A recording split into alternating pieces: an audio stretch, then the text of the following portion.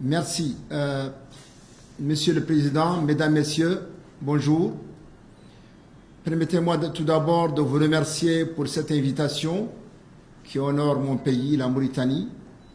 et qui me permet d'aborder devant ce parterre de références africaines et internationales un thème aussi important, aussi complexe, mais aussi vaste que repenser le système africain de santé et d'approvisionnement des médicaments. Permettez-moi d'abord de dire que l'élection du président de la République, son Excellence Mohamed Ould Cheikh Ghazouani, en juillet 2019, a créé de fortes attentes suite à un programme électoral fortement centré sur les secteurs sociaux, en particulier la santé et l'éducation, au vu du degré d'inéquité et d'exclusion qui prévalait durant les 20 à 30 dernières années.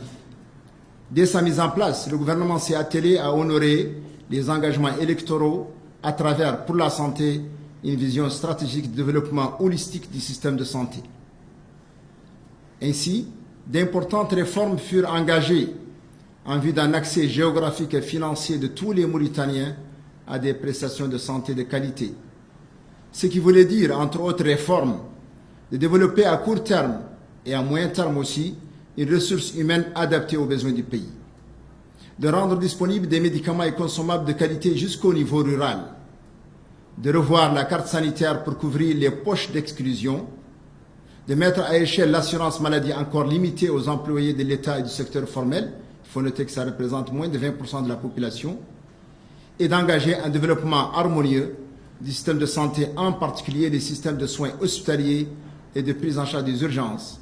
avec un accent particulier sur la sécurité routière. Nous sommes dans un pays vaste, avec une faible densité de la population et un réseau routier limité et peu sécurisé, ce qui expose à quasiment une épidémie d'accidents de la voie publique. Cependant, 6 mois à peine après la mise en place du gouvernement, et pendant que les principaux chantiers de réforme sont en cours de consolidation, s'est déclenchée la pandémie de Covid-19 dans un contexte de fragilité socio-économique globale, avec en particulier un système de santé faible dans ses capacités humaines et matérielles, inaccessible pour les franges les plus pauvres de la population, désorganisé dans sa régulation publique et privée et ne pouvant résister aux chocs extérieurs de quelque nature que ce soit.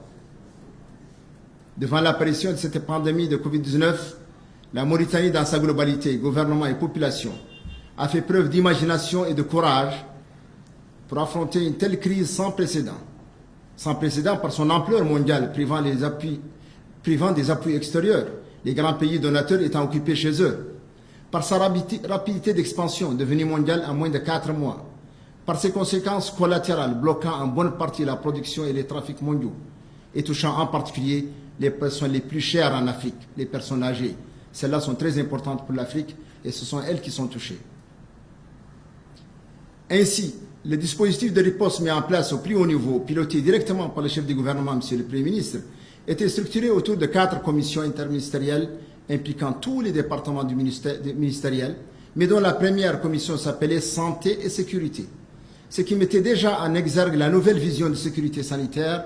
ayant permis de mieux orienter les premières décisions de veille sanitaire sous-régionale et internationale, de fermeture précoce des frontières et des lieux de regroupement avant l'apparition des cas même, et des détections précoces et des gestions efficaces de tous les contacts en confinement strict. Et pour la première fois de l'histoire du pays, les décisions stratégiques nationales étaient prises en concertation directe avec le secteur de la santé en vue de prendre en compte systématiquement la dimension santé devenue incontournable. Ce qui a permis au pays, et probablement l'un des rares pays par le monde, de détecter 9 cas importés au cours du mois de mars 2020, mais sans aucune contamination autochtone, et à connaître une période sans cas durant avril et la première quinzaine de mai. On a une première épidémie importée, arrêtée, on a repris 45 jours plus tard. Parallèlement, la notion d'une seule santé fut une réalité avec ses dimensions sociales et économiques, avec le développement de programmes ciblés d'aide sociale visant à réduire l'impact de la crise sanitaire et des mesures prises sur les franges les plus ciblant les franges les plus fragiles, mais aussi en amenant certains secteurs, en particulier la sécurité intérieure, le développement rural et l'environnement, à mettre en place des structures conjointes de veille et de riposte. Revenant au système de santé,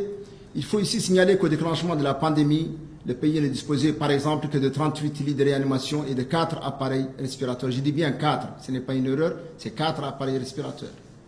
La rapidité avec laquelle le gouvernement a mobilisé des ressources nationales pour l'acquisition d'équipements et de médicaments et pour les actions sociales a été sans précédent dans l'histoire du pays, avec l'adoption d'un plan d'urgence et la mise en place d'un fonds spécial qui a, par ailleurs, bénéficié d'un élan de solidarité nationale. Malgré des procédures d'acquisition exceptionnellement écourtées, le pays n'a pu mettre à profit ce décalage de déclenchement de la pandémie pour renforcer le système de santé à cause de 2 contraintes principales. La première, le manque de disponibilité au niveau international. Le pays ne produisant absolument aucun besoin national de santé à part la ressource humaine, chaque pays se refermant sur lui-même devant un avenir incertain et une psychose internationale. La deuxième contrainte, la perturbation du transport international, en particulier aérien, plus adapté à une acquisition en urgence des équipements et des consommables. Je vous épargnerai ici les multiples actions d'adaptation menées à tous les niveaux et qui ont permis au pays de ne pas connaître une létalité plus élevée que la moyenne internationale et d'éviter des ruptures en médicaments et consommables essentiels. Cette situation est venue renforcer l'idée d'un besoin pressant de repenser le système de santé dans sa globalité et d'engager la réflexion autour d'une certaine autosuffisance en médicaments les plus essentiels. Concernant les médicaments, piliers essentiels du système de santé, je voudrais signaler que la réforme de ce sous-secteur pharmaceutique a été engagée dès octobre 2019, juste 2 mois après la mise en place du gouvernement, au vu de son importance et des risques encourus par la population à cause de la circulation de produits dont une part non négligeable était difficilement traçable avec un risque élevé de faux médicaments. Cette réforme s'est engagée dans 4 directions, dont 2 à court terme. L'organisation des acteurs privés intervenant dans le sous-secteur afin de disposer de réelles entreprises d'importation et de distribution et de structures pharmaceutiques privées de dispensation. La deuxième, la régulation du système national d'approvisionnement afin de garantir la disponibilité de médicaments et consommables de qualité et facilement traçables. Les 2 autres actions à moyen et long terme concernaient la production nationale de médicaments et consommables les plus essentiels, devenus encore plus indispensables avec l'expérience vécue avec Covid, et la promotion de la pharmacopée traditionnelle dans les domaines où sa preuve sera garantie. Mesdames, Messieurs, il faut signaler que réguler le sous-secteur pharmaceutique oblige à s'attaquer à des intérêts individuels et collectifs qui nécessitent un robuste engagement politique, qui chez nous a été clairement affirmé par son Excellence le Président de la République quand il disait au moment de son programme électoral, et je le cite, « Je mènerai une lutte sans merci contre les faux médicaments et je renforcerai nos capacités de contrôle des médicaments. » Fin de citation. En conclusion, et je ne voudrais pas être long, et en guise de leçon apprise des 20 mois de gouvernement, dont 14 mois de gestion de la pandémie Covid, je retiendrai plus particulièrement que l'humanité a besoin de considérer la santé comme un bien mondial et développer des stratégies internationales, régionales et sous-régionales complémentaires si elle veut limiter les impacts humains, matériels et financiers des crises du type Covid qui risquent malheureusement de se répéter. Que la région africaine doit plus particulièrement développer ses propres stratégies partant de ses propres priorités et non celles édictées de l'extérieur, partant de son capital humain et environnemental important, partant des opportunités qui s'offrent à elle, ainsi que de sa position géostratégique dans le monde. Que chaque pays africain devra, dans le court terme, tirer les leçons de ses faiblesses, mais aussi de ses forces dans la riposte à la pandémie et d'engager les réformes nécessaires pour rendre son système de santé le plus résilient possible. Que la Mauritanie devra accélérer la mise en œuvre du programme élargi du président de la République, qui est en fait un plan de relance socio-économique réorientant plus l'économie vers les secteurs productifs, agriculture, élevage, pêche, et vers les énergies renouvelables dans le cadre d'une politique de préservation de l'environnement et faisant des secteurs de la santé, de l'éducation et de l'eau des secteurs ultra prioritaires. Que le département de la santé que je dirige devra résolument s'orienter vers une couverture sanitaire universelle effective en impliquant les différents départements et acteurs, publics ou privés, nationaux ou internationaux, dans une approche sectorielle, holistique, faisant du Mauritanien l'acteur mais aussi l'objectif de son action. Je vous remercie.